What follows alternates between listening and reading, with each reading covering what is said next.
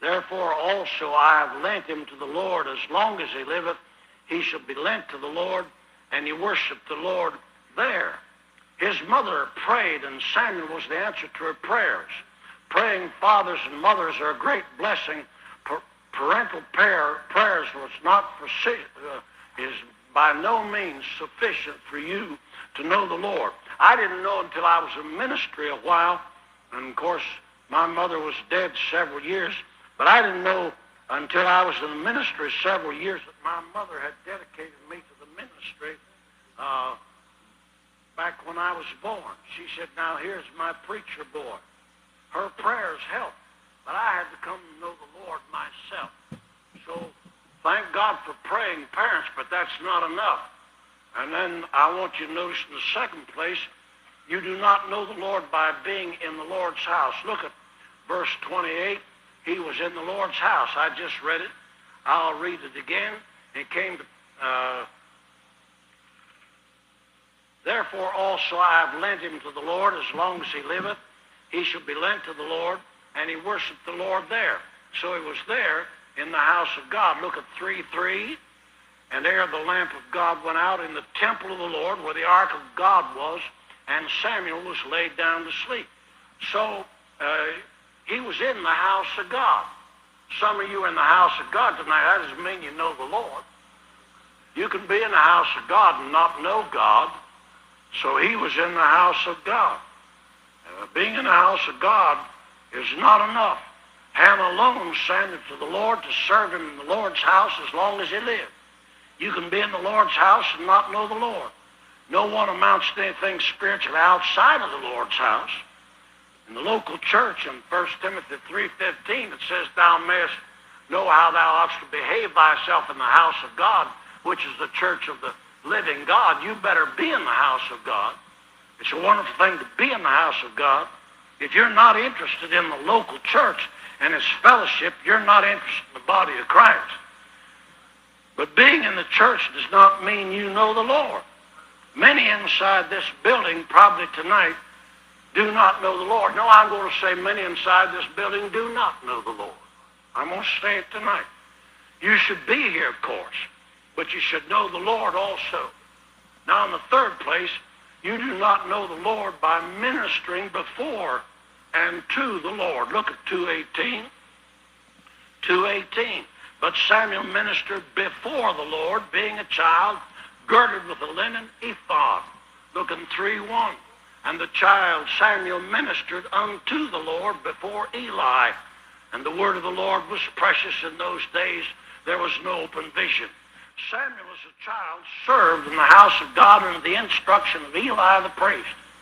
Ministering is not just preaching and teaching. A child could be an errand boy.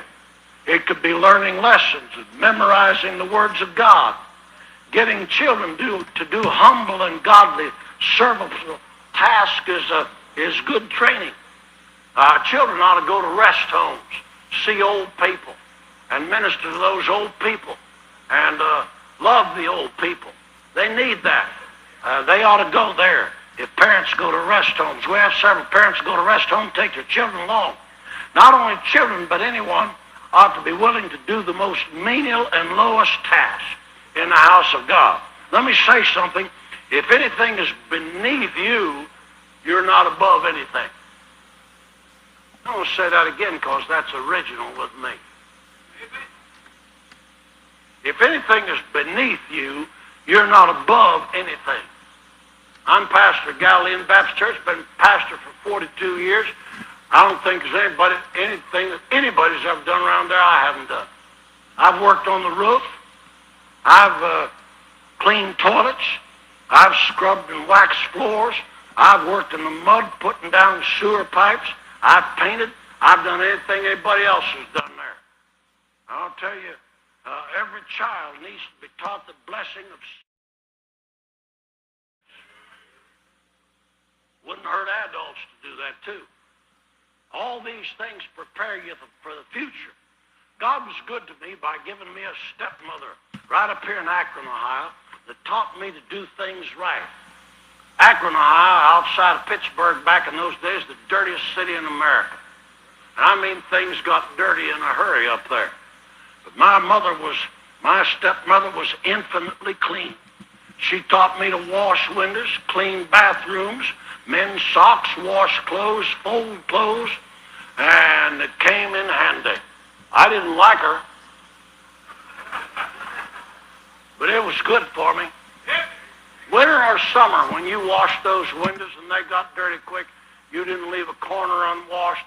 They had to sparkle, and she made me do it right, and I thank God for it. I thank God for it. This slovenly day, just doing anything any old way you want to. If you're going to work like that for God, you had not even get into it at all. If you or some of your children think you're too good to do the dirtiest, lowest task, you'll never amount to anything spiritually. You know what gripes me? I'm talking about Galilean Baptist Church now. I'm not talking about you. But you need to hear about it. You know what gripes me? It's someone who thinks they're so important, are doing such a great work, that they expect someone else to clean up after them or pick up after them. You turn on the lights, turn them off. You open the window, shut it. You break it, fix it, or get somebody else to fix it.